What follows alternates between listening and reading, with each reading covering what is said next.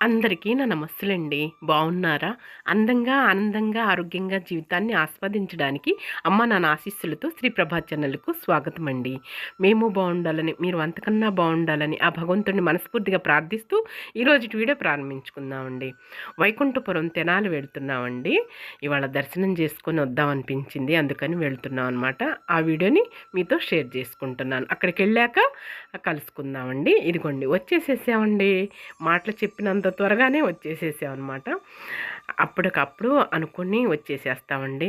వైకుంఠపురం తెనాలైనా సరే, కాకాణి అయినా, అమరావతి అయినా, కోటప్పకొండ అయినా మనకి దగ్గరలో గుంటూరుకి దగ్గరలో ఉన్నవన్నీ దేవస్థానాలన్నీ మా వారికి క్రితం రాత్రే చెప్పేసేస్తాను.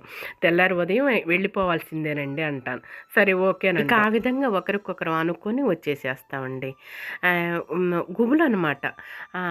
నెల రోజులకి 2 నెలలకైనా సరే ఇలా దేవాలయాలకి వెళ్ళకపోతే మనసులో అదోలా అనిపిస్తూ ఉంటుందండి.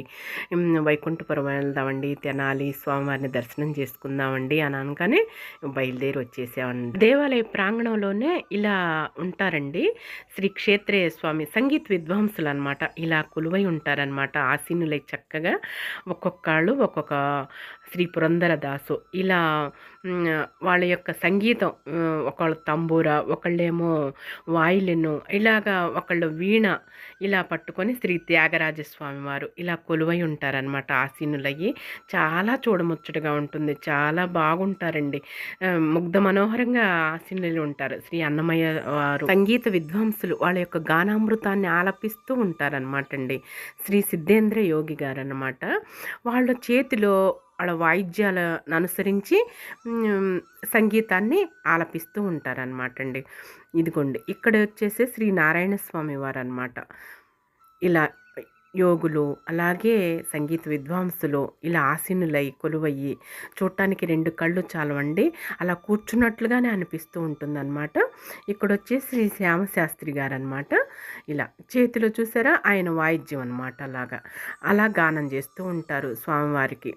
ఈ స్వామివారు వచ్చేసి శ్రీ భక్త రామదాస్ గారు చూసారా తంబూరాతోటి. అలా ఈ విధంగా ఆసీనులై ఉంటారనమాట. అటుప్రక్క ఇటుప్రక్క గజేంద్రులు ఈ విధంగా కొలువై ఉంటారు.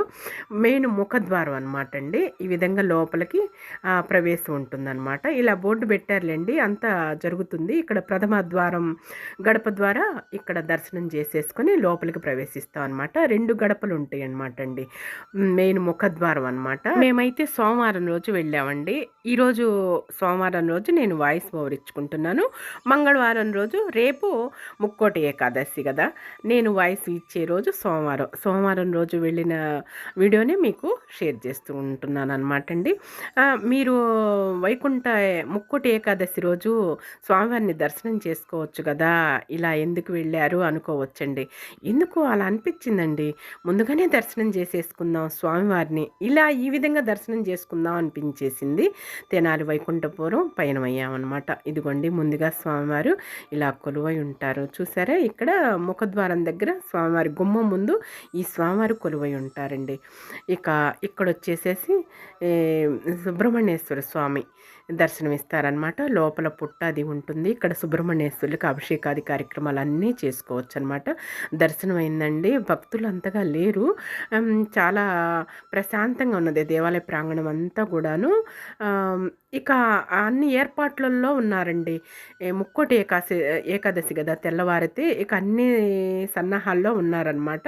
మొత్తం మండల కమిటీ సభ్యులంతా కూడాను, ఇక వాళ్ళంతా కూడా ఆ ఏర్పాట్లో ఉన్నారు చూసారా.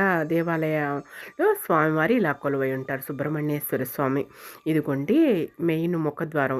స్వామివారు చాలా అద్భుతంగా ఉన్నారు. పద్మావతి దేవి అమ్మవారు అలాగే లక్ష్మీదేవి తల్లి అమ్మవారు కొలువై ఉంటారు. మధ్యలో వెంకటేశ్వర స్వామి కొలువై ఉంటారు. మన తిరుమలలో ఉన్నట్లుగానే ఉంటారండి. మన తెనాలిలో వైకుంఠపురం అనమాట. వైకుంఠపురం ఇక్కడే ఉన్నదా కొలువై అన్నట్లుగా అనిపిస్తుంది. ఇదిగోండి గరుత్మంతుల వాహనం అనమాట. ఇక స్వామివారిని చక్కగా దర్శనం చేసుకొని ఇక్కడ ఆంజనేయ స్వామిని ప్రతిష్ఠింపజేశారండి. చిన్ని ఆంజనేయ స్వామి వారు చాలా చక్కగా ఉన్నారు. నమస్కారం చేసుకోండి. ఎంత బాగున్నారో చూసారా, చూడముచ్చటగా ఉన్నారు. బంగారు తండ్రి ఇక్కడ కొలువై ఉన్నారు. ఈ మధ్య ప్రతిష్ఠింపజేసినట్లు ఉన్నారండి. అంతకుముందు లేరు. ఇక్కడ సుబ్రహ్మణ్యేశ్వరుడు చూసారా చక్కగా ఎలా ఉన్నారో కొలువయ్యి ఇక్కడ దీపారాధనలు అయితే చేసుకున్నారు. ఇక మేమైతే ఇంకా దర్శనం అది చేసేసుకొని భోజనం అది చేసేసుకొని వచ్చేసేసామండి. చాలా బాగున్నదనమాట దేవాలయ ప్రాంగణంలో. దేవాలయంలో అడుగు పెడితేనే మనకి ఎంతో పాజిటివ్ వైబ్రేషన్స్ వస్తాయి. మనకి భగవంతుడిని నామస్మరణతోటి ఏడుకొండలవాడ వెంకటరమణ గోవింద ఓం నమో నారాయణాయ ఓం నమో భగవతే వాసుదేవాయ విష్ణు సహస్రనామం చదువుకుంటూ లీనమైపోతాం. అలాగే శైవక్షేత్రము శివుడి దగ్గర ఓం నమ శివాయ ఓం నమ శివాయ అనుకుంటూ శివనామ స్తోత్రాలు శివనామస్మరణ చేసుకుంటూ ఉంటాము. శివకేశవులు హరిహరుల భేదం లేకుండా మనము ఈ విధంగా తీర్థయాత్రలకు వెళ్తూ ఉంటాం కదండి. ఎంతో భక్తి పారవశ్యంతో మునిగిపోయాం అనమాట మా వారు నేను. చాలా బాగున్నదండి. ముక్కోటి ఏకాదశి రేపనంగా ఈరోజైతే స్వామివారిని దర్శనం చేసుకున్నాం అనమాట. ఉత్తర ద్వార దర్శనం ఇంకా ఈరోజు దర్శనం చేసుకుంటాం అనమాట అండి. ఇదిగోండి ఇక్కడ స్వామివారికి మనం కోరికలు కోరుకుంటాం కదా స్వామివారికి, నాకు ఈ కోరిక తీర్చండి స్వామి అని. ఆ టైంలో మనకి రకరకాలుగా భక్తులు కోరుకుంటారు. నేను ఇచ్చుకుంటాను స్వామి అని తులాభారం అనమాట అండి. బెల్లం అంటే మరి ఎంత ఎంత తూకమైతే అంత బెల్లం అని, బంగారాలనని, డబ్బులనని, ధనమని, ధాన్యాలని అన్నీ అలా తులాభారం అనమాట. అక్కడ ఈ మధ్య అది కూడా ఏర్పాటు చేశారండి. ఇంత క్రితం లేదనమాట, ఇంతకుముందు. చాలా బాగున్నదనమాట దేవాలయ ప్రాంగణం అంతా. చూసారా చాలా వైభవంగా ఉన్నది. రేపటికి ముక్కోటి ఏకాదశి రోజుకి సన్నాహాలతోటి అంతా కూడా ఏర్పాట్లో సిద్ధం చేస్తున్నారనమాట అండి. చాలా బాగున్నది. స్వామివారి దర్శనం చేసుకుని ఇంటికైతే వచ్చేసాము. భోజనం చేసుకుని తీర్థప్రసాదాలు పుచ్చుకొనండి చాలా సంతోషించాం. స్వామివారి దివ్య మంగళకరమైన రూపము దర్శనం చేసుకోండి. ఈ విధంగా సాక్షాత్కరింపబడతాడనమాట. మనకి ఎంతో వైభవంగా ఉంటుందన్నమాట. 2 కళ్ళు చాలవండి స్వామివారిని. ఈ ముక్కోటి ఏకాదశి రోజున దర్శనం చేసుకోండి. వెంకటేశ్వర స్వామి ఇలా కొలువై ఉంటారు. ఇలా మనకి సాక్షాత్కరింపబడతారనమాట. ఇక ఈ రోజు వీడియో చూసాం కదండి. మళ్ళీ రేపటి వీడియోలోని మరో మంచి వీడియోతో మరో మంచి అంశంతో మేము ముందుకు వచ్చేస్తానండి. వీడియోని లైక్ చేయండి, షేర్ చేయండి, సబ్స్క్రైబ్ చేసుకొని మరొకండి. నమస్కారం అండి.